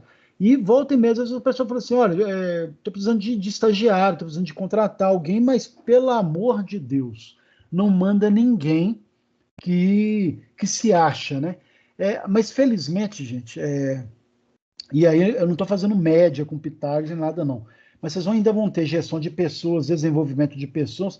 São matérias que, se vocês fizerem com bastante propriedade, vocês vão ver como é que elas vão mexer com vocês nesse sentido do processo de amadurecimento, de uma busca profissional interessantíssimo. Isso vale para qualquer idade, tá? Eu que sou professor, às vezes, da matéria, eu aprendo toda vez que eu dou aula pelo simples fato de estar trabalhando ali uma série de processos e comportamentos, que é o que está aí. Esse Conecta que a gente tem aí, gente, é exatamente isso. O Conecta, ele busca, aliás, as nossas disciplinas são formadas com o perfil que as empresas estão querendo. Então, olha como é que é interessante. As empresas, olha, eu quero profissionais assim, assim, assado, que estão aptos a isso, isso e isso. Essas informações voltam para a gente então mudar o nosso processo de ensino em sala de aula. Olha, está tendo uma carência em alguns treinamentos quanto a isso, em alguns aprendizados quanto a isso, isso e isso. Vamos então mudar determinados pontos para poder melhorar o nosso aluno nesse mercado de trabalho. E felizmente, pessoal, a gente tem conseguido muito isso, tá? Eu não conheço alunos que formaram que não melhoraram de vida pelo simples fato de ter feito um curso superior. Pelo contrário, né? Melhoraram, dinamizaram, aproveitaram. É todo um processo, mas principalmente de saber o que quer, de busca, de ter consciência, né? Então, um ser humano que tem que ter uma racionalização do que está buscando aí, tá? E as principais mudanças organizacionais, gente, com todo um processo voltado para isso, né? Estão relacionados claramente a todo o processo de estrutura organizacional. Então, eu tenho que mudar a estrutura da organização, de saber se ela está apta, se ela atende, se ela é dinâmica, se ela permite uma série de troca de experiências, se a liderança está legal ou não. Todo o processo, principalmente voltado à tecnologia, quais são as tecnologias que estão no mercado hoje, o que eu preciso saber ou não em relação a isso. Outro dia eu estava lendo um artigo interessante essa semana, né?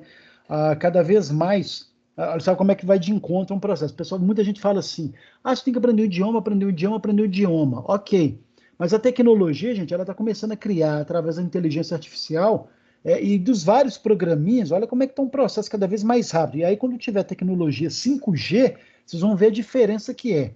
Hoje você já tem tradução em tempo real da fala da pessoa. O próprio Google e outros aplicativos, você gravou a pessoa falando, já sai a tradução em tempo real para você. Então vai chegar num ponto, e aí não vou nem arriscar o tema, mas assim, muito breve, que que você não vai precisar aprender o idioma. Você vai ter um celular que você está ali, um fone de ouvido, em que você colocou no fone de ouvido lá, e aí você ativa um tradutor automático, a pessoa falou com você em qualquer idioma, já traduz para você automaticamente. Ou seja, o fone de ouvido ou o celular, ele já identifica que é um dialeto, uma língua, um idioma diferente e já te coloca traduzido, seja em forma de texto, seja em forma de áudio simultâneo. Gente, esse artigo que estava lendo é interessante, que falava assim, que ainda está um pouco atrasado, porque nós ainda não temos a tecnologia 5G. A 5G é tão rápida, mas tão rápida, que antes de você pensar, preciso traduzir, né? Na hora que você chegar no preci, né? Já está a frase sendo traduzida, porque o próprio sistema do computador, a inteligência artificial dos equipamentos hoje, da tecnologia, gente, já vai providenciar para você, né? À medida que ela for tendo essa interatividade com você, ela já vai saber quais são os seus hábitos práticos e já vai facilitar a sua vida nesse sentido. Então, e aí? Precisa aprender o idioma ou não? Né? Então, para as questões operacionais e funcionais, não vai ser preciso. Você vai ter lá, olha, chegou um manual em inglês, você coloca lá, tira a foto, gente. O próprio sistema da foto, lê o que tiver ali na foto, já traduz para você, né? Então, é uma tendência a isso, mas ao mesmo tempo, assim, eu quero aprender um pouco a cultura, eu quero, né, tem algumas características de linguísticas que não vai ser possível. Então, você aprende idioma para viajar, para fazer outras coisas nesse sentido, tá? Então, só para você ver como que as mudanças organizacionais têm que estar vinculadas à tecnologia, aos produtos e serviços. Então, que produtos que eu vou fazer para essa geração que está vindo, para o mundo pós-pandemia, para as pessoas que ficam em casa, que tipo de prestação de serviço eu tenho que ter, né? Que de maneira que minimize ou diminua as várias mudanças que estão acontecendo na sociedade, né? Estou atento a isso ou não, né? E a própria cultura organizacional, né, gente? Então, a estrutura, uma vez definida a cultura, né, e todo o processo de mudança que eu quero, eu tenho que saber claramente que as culturas internas vão mudar, ainda bem, e a gente aprende muito com a teoria crítica, porque as coisas não foram eternas, né? É preciso ter essa boa vontade de se adaptar aos novos tempos, às mudanças da sociedade. Então, a gente é intimamente, diretamente relacionado, né, às empresas, ao que o mercado pontua, e aí você precisa estar sempre atento a isso, para que isso efetivamente mude a cultura organizacional e mude a estrutura, mude a incorporação de tecnologias, novos produtos, novos serviços, tá? Então, todo o processo de mudança organizacional, gente, ele podem e devem ser programadas, né, em situações esperadas. Então, aquilo que você já sabe que vai acontecer, o que é necessário fazer, quais coisas que eu preciso implementar. Então, você se programa naquilo que você tem condições de se planejar, ao mesmo tempo que vai ter situações não programadas, situações imprevisíveis, um imprevisto que acontece e você vai precisar, então, ter um plano B ou saber se posicionar em relação a isso. Sem muito estresse, né, gente? Porque quando é imprevisível, né? Claro, é possível você definir, saber tendências, sim, mas o imprevisto, os fatos que acontecem que você não tinha nem condições, isso não tem como, tá? Então é um processo que você tem que estar aí, né, voltado para isso, tá? Então a mudança, gente, ela implica sempre em rupturas, transformações, perturbações e interrupções. O que não quer dizer que tem que ser algo ruim, tá, gente? Né? Determinada ruptura, às vezes, é positiva, o transformar o tempo todo, algo que me perturba é um bom sinal, né? Algo que eu preciso, então, mudar em mim, evoluir em mim, as várias interrupções de vários processos, não dá mais, isso aqui não é mais por aqui, o caminho é outro, o produto tem que ser outro, então tem um processo aí.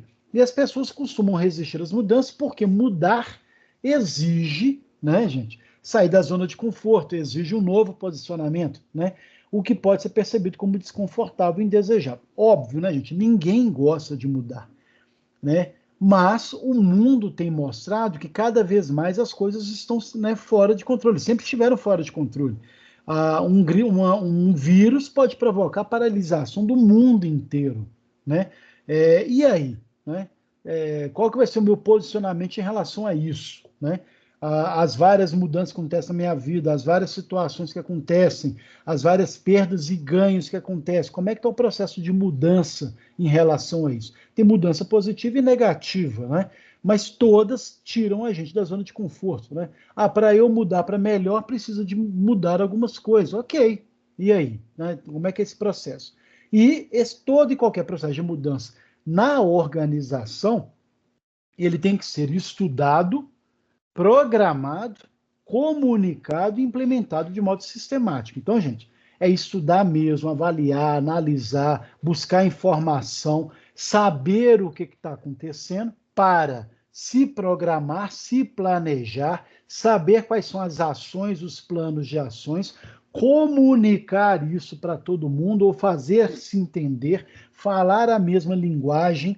Outro dia eu comentei isso aqui. Você pega lá os chefes, os presidentes, os CEOs, que definem algumas mudanças, mas tem uma dificuldade enorme de fazer chegar essas ideias, né, numa comunicação que os funcionários entendam, ou numa linguagem que todos entendam. Então, tem que saber se comunicar e, principalmente, depois de comunicado, implementar de uma forma vital, de uma forma clara, sistemática, de maneira que você consiga ter uma noção de como que as coisas estão agindo, atuando, processando depois de implementado. Ah, não está legal, isso aqui não tá bacana. Então, tem alguma alternativa? Tem. Então, vamos reimplementar uma determinada mudança pontual. Então, e é por aí que vai. Então, é necessário sempre acompanhar os resultados da mudança para identificar se o processo foi bem sucedido ou não. Então, o tempo todo fazendo isso. E nesse diagramazinho, gente, se eu não me engano, isso aqui estava no livro de vocês, tá? É um pouco desse processo aí que a gente até vai aprofundar isso daqui a pouquinho. Olha, eu tenho aí forças internas embaixo com forças ambientais. O que são as forças ambientais? Competição, a própria globalização, né? Competição básica, né, gente? Natural, bairro a bairro e tal, mas a própria competição provocada pela globalização, aos meus clientes, o que, que eles acham, o que, que eles esperam, o que, que eles querem, o que, que meus concorrentes estão fazendo ou não, quais são os diferenciais competitivos ou não, como que estão os meus fornecedores, se os produtos deles são bons, se eu posso confiar na entrega deles. Então, tudo isso são forças ambientais que eu tenho que ter contato e consciência plena o tempo todo, como embaixo eu tenho as minhas forças internas, né? Quais são a minha missão, quais são os meus objetivos, o meu planejamento, quais são os problemas internos que eu preciso resolver, as necessidades da organização que eu preciso alavancar e mudar, né? E essas duas forças aí, gente, é tão interessante, porque até pouco tempo atrás as empresas eram muito fechadas, o que a gente chama de sistema fechado. Dificilmente as empresas procuravam saber o que o meio ambiente, o ambiente como um todo, né, está direcionando como mudança. Então, muitas empresas se bastavam apenas pelas forças internas. Hoje é inadmissível você não falar em influência do ambiente, influência do mercado, influência das pessoas, dos clientes, dos fornecedores. Hoje é inadmissível você não ter essa informação como um processo de tomada de decisão, tá? Então, essas duas forças conjuntas, eu preciso avaliar sempre essas duas forças, vão garantir a minha necessidade de mudança, né? Então, a observação, a análise dos problemas e necessidades que eu tenho, que eu preciso mudar, então identifica a necessidade das mudanças em si, né?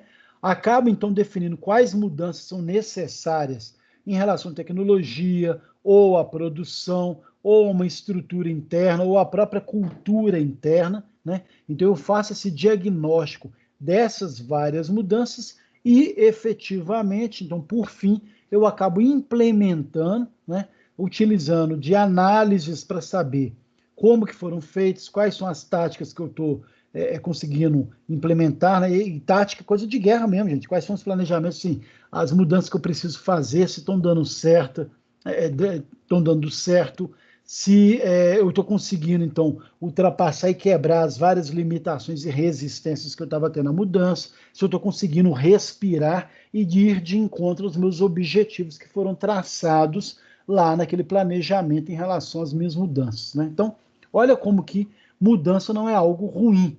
mas é necessário. Isso vale para a organização e para a gente, tá? Mas é necessário para a gente, então, finalmente implementar e saber onde que eu quero chegar. Então, olha de novo o processo, finalizando aí na questão do planejamento, tá? E alguns instrumentos, um dos grandes instrumentos para isso, gente, eu não sei se vocês já tiveram alguma matéria que trabalhou análise SWOT. Vocês já tiveram, já? Alguma abordagem sobre análise SWOT? Sim.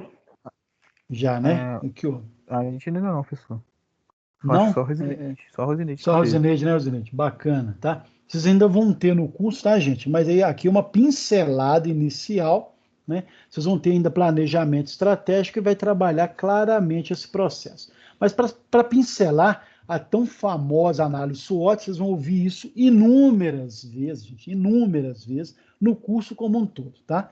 É uma ferramenta de planejamento estratégico, excelente, por sinal. Tem essa denominação, esse nome, análise SWOT, porque ela pega a primeira letra, a inicial de cada um dos seus 4 quadrantes.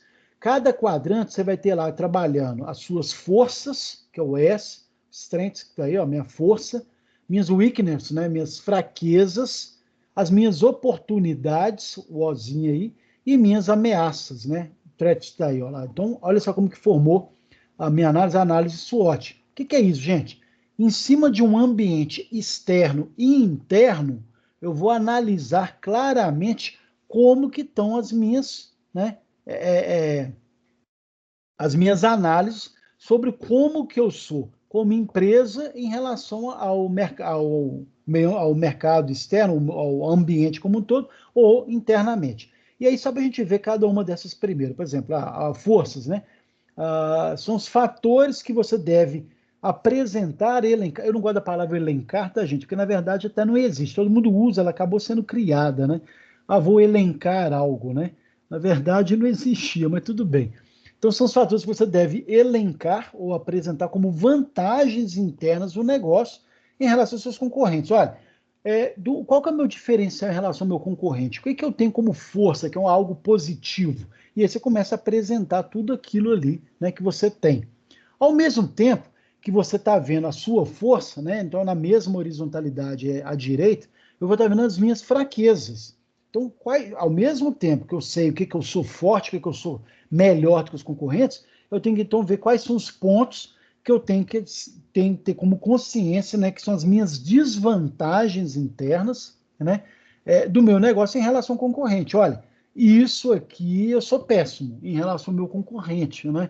De repente a logística de entrega dele é melhor, né?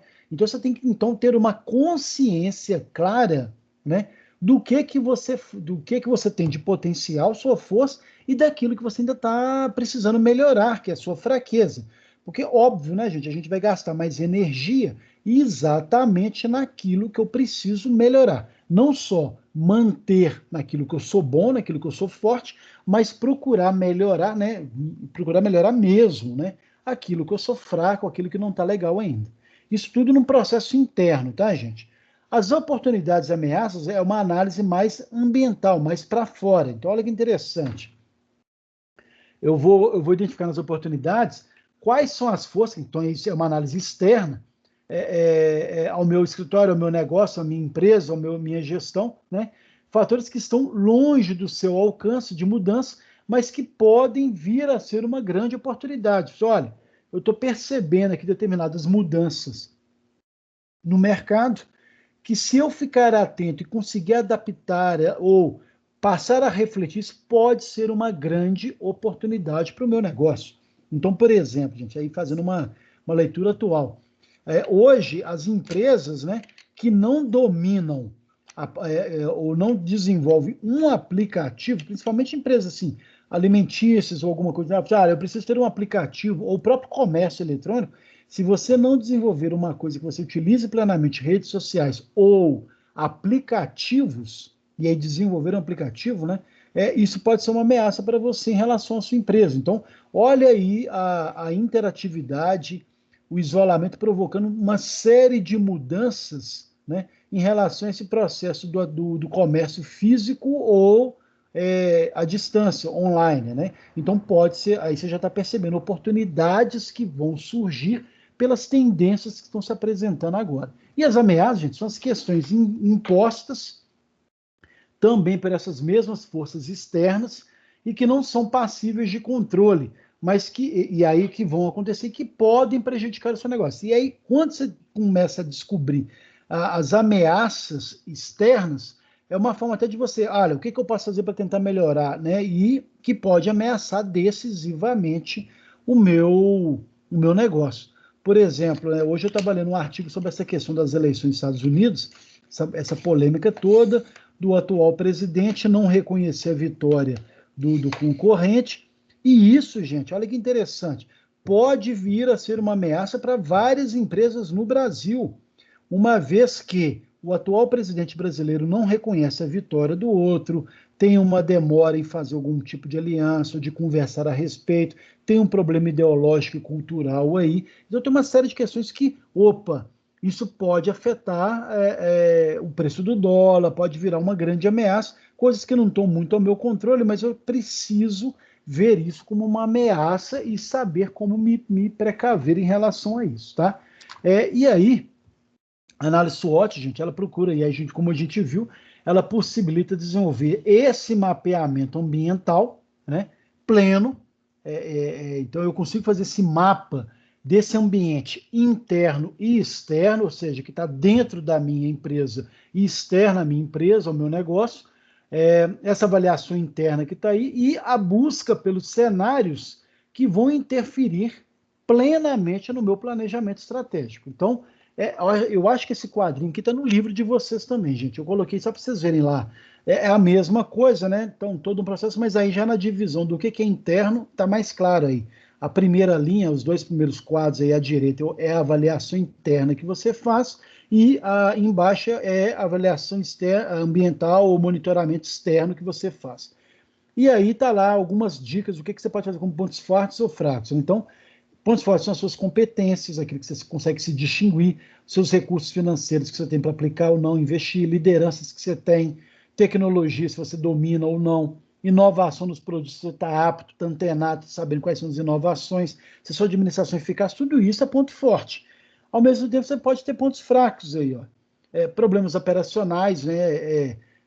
Todo um processo de posições deterioradas, ou as relações que não estão funcionando claramente, uma baixa lucratividade, uma tecnologia, um maquinário obsoleto, falta de talentos, ou de pessoas, ou de escolhas de colaboradores ou profissionais que não agregam, desvantagens competitivas, algo que eu não consigo ser melhor do que os outros concorrentes. Então você tem que ter sempre atento a isso aí.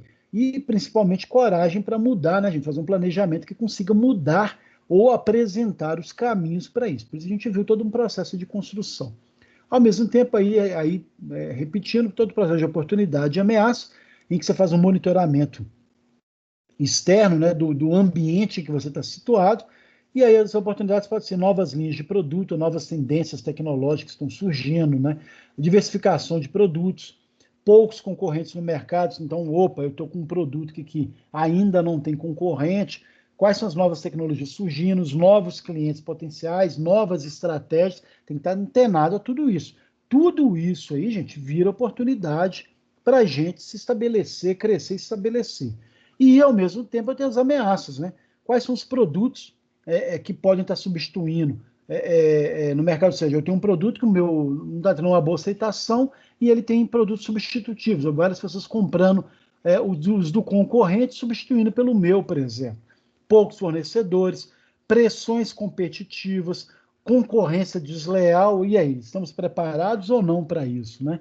Novas necessidades dos clientes, redução de mercado, tudo isso ameaças que podem estar que volta e meia estão sendo, que se apresentam, e a gente tem que estar sempre antenado em relação a isso. Então, pessoal, essa disciplina de hoje, e aí voltando todo um processo que eu falei no começo, essa aula de hoje, ela veio exatamente uma teoria de apresentar um processo crítico que permitiu eu fazer uma interface entre essas duas unidades aqui, ó, toda a parte racional da teoria clássica com todos os preceitos da abordagem humanística, ao mesmo tempo garantindo como, né, que essa teoria crítica ela foi necessária para repensar os clássicos, repensar a visão humanística, reestruturar, né, o meu papel como administrador, como gestor, né, os processos e incorporações da burocracia naquilo que é necessário ou não, resultando que nós vamos ver na próxima aula, né, numa visão, numa abordagem mais sistêmica, mais garantida, mais fundamental para o meu processo administrativo, tá? Então a aula de hoje ela foi, e aí eu não quis puxar, gente, exatamente porque a próxima matéria é um pouquinho mais, não é difícil, mas é um pouquinho mais densa, e as duas hoje eu acho que ela provocaria um choque, né, cognitivo aí nesse processo. Então a de hoje ela é até mais simplesinha, mas ao mesmo tempo ela é que dá muita luz a essas várias mudanças necessárias aí aos nossos processos. E aí, pessoal, eu vou passar um trabalho que é o trabalho final de vocês, tá? Eu vou mandar por escrito lá no WhatsApp, tá? O grande trabalho de final é que vocês vão desenvolver uma análise SWOT, né? E aí eu deixo vocês escolherem. Atenção, vocês podem escolher fazer uma análise SWOT sobre o setor que vocês ocupam na empresa hoje. Qual que é o meu objetivo aqui? Olha que bacana se você começar a ver assim, olha, no setor que eu estou, o que tem de positivo em relação aos outros setores? Ou o meu papel em relação ao trabalho, né? O que eu tenho de positivo que é a minha identidade, que me fortalece. Então, pode ser o setor, como pode ser individual. Quais são as minhas fraquezas em relação a esse cargo, a esse setor que eu estou, em relação aos demais colegas de trabalho? O que eu preciso melhorar? O que eu preciso, né, dinamizar aqui? Ao mesmo tempo, dentro desse processo que você está agora, quais são as oportunidades que estão surgindo em relação ao seu tipo de trabalho lá, né, nessa empresa onde vocês estão? Então, o que vocês conseguem ver como oportunidades, que vocês têm que estar antenados para isso, para já começar a pensar, olha, eu preciso aprender isso, eu preciso fazer um curso sobre essa ferramenta, ou está vindo uma nova linguagem de um novo programa, ou sei lá, qualquer que seja o processo, que vocês conseguem identificar como oportunidades no seu local de trabalho. Então, tem que estar vinculado ao seu trabalho em si, e ao mesmo tempo você consegue ver como ameaça. Olha, está tendo uma mudança aqui que eles estão começando a robotizar tudo isso, eu vou perder o emprego se eu não melhorar, ou não aprender determinada coisa. Então pode vir como uma ameaça, inclusive, uma nova ferramenta tecnológica, pode ser uma mudança de mercado, uma série de questões em relação ao trabalho de vocês, tá? Então, de novo, vocês vão fazer uma análise SWOT dentro da função do cargo que vocês estão. Então, vocês vão me apresentar o material, eu vou colocar depois no slide, gente, já tem esse slide que eu vou mandar para vocês, em que vocês vão colocar lá, fazer uma contextualização do local de trabalho, o que vocês exercem ou não, e aí como é que vocês veem a análise SWOT desse posto de trabalho de vocês, né, dentro da empresa, ou, em vez de você colocar o seu setor, você pode fazer do seu papel na empresa. Então, qual é a minha força, qual é a minha fraqueza, o que eu vejo como oportunidade aqui na empresa e o que eu vejo como ameaça para mim na empresa. Então, vocês podem fazer uma análise corporativa, análise do departamento, do setor que vocês estão como um todo, ou de vocês nesse setor, tá? Ou então, gente, quem quiser fazer a análise SWOT sobre a sua vida pessoal. E aí é um processo reflexivo mesmo. Olha, eu como ser humano que eu estou aqui agora fazendo o curso de administração. Quais são minhas forças, meus diferenciais, aquilo que eu sei que é legal no mercado que está vindo aí, e o que eu preciso fazer que eu estou vendo como fraqueza minha? Eu sou tímido, então preciso tentar fazer um teatro, fazer um processo, uma apresentação, aprender técnicas de falar em público, uma série de questões, tá? O que vocês, como indivíduos, veem como oportunidade em relação à vida de vocês e, ao mesmo tempo, que vocês veem como ameaça, né, nesse processo, nesse caminho que vocês estão. Então, entenderam, gente? Eu quero, então, há três possibilidades de entrega desse trabalho final para ser entregue na primeira semana de dezembro, valendo pontos significativos aí das atividades parciais. Análise SWOT, ou do local, do setor de trabalho onde vocês trabalham, ou de vocês como indivíduos dentro desse setor onde trabalham, ou uma análise SWOT da vida pessoal de vocês em relação ao mercado, à sociedade, ao curso que vocês estão fazendo aqui. Alguma dúvida em relação a esse trabalho? Não, nenhuma dúvida, professor. A dúvida Não. que eu ia fazer era de se alguém que não trabalhasse, né? Como é que ia fazer? Mas você respondeu tranquilo aí. Bacana. Você está Fechou. trabalhando, Thiago, ou não? Como é que você está em relação? Não, tô trabalhando. Você Graças a perguntou Deus, se por né? acaso tem algum colega que não trabalha. Não, Né? acho que tem acho que tem alguns colegas que não Não, trabalham sim, ainda, né? tem. Por isso que eu coloquei nessa ideia, mas a ideia, assim, de qualquer forma, fica. Agora, pode falar, eu resolvi fazer, então, uma análise SWOT de um antigo emprego meu, não tem problema nenhum quanto a isso. Desde que faça a contextualização. Trabalho no setor que cuida disso, tal. Isso, for falar do setor, ou eu exerço um papel, uma função, tal, em tal setor. Então, é uma análise SWOT. Na empresa, num setor específico ou individualmente nessa empresa, ou uma análise SWOT da vida de vocês aí, tá, gente? Claro que eu não vou, da vida pessoal, não vou expor, vou fazer uma apresentação aqui de como que cada um, não, nada disso, óbvio, mas eu às vezes, eu geralmente eu dou uma devolutiva, olha, que legal, você está pensando nisso, de repente você está fazendo uma vida pessoal, eu posso até dar umas pinceladas, assim, olha, bacana, você já parou para pensar nisso, ou uma forma de pensar dessa maneira, que aí de repente pode abrir até algumas reflexões sobre como direcionar a vida, longe de mim, tá, gente? Ficar direcionando vida, mas às vezes, pela experiência que a gente vê, algumas pessoas às vezes vão dizer, eu tô com medo disso, eu tenho medo de tal. Olha, isso não é um medo, isso pode ser uma oportunidade, então, uma forma de contribuir nesse sentido. Ok, gente? A data da entrega, gente, vai ser na primeira semana de dezembro, ou seja, na primeira segunda de dezembro, né? Que é o dia da nossa prova, não é isso? Se eu não me engano. Então, o prazo final de vocês não é um trabalho difícil, tá, gente? Então, temos aí tempo suficiente para vocês elaborarem e apresentarem para mim no e-mail que eu vou colocar. Já está lá no slide, eu vou colocar para vocês no slide. Ok?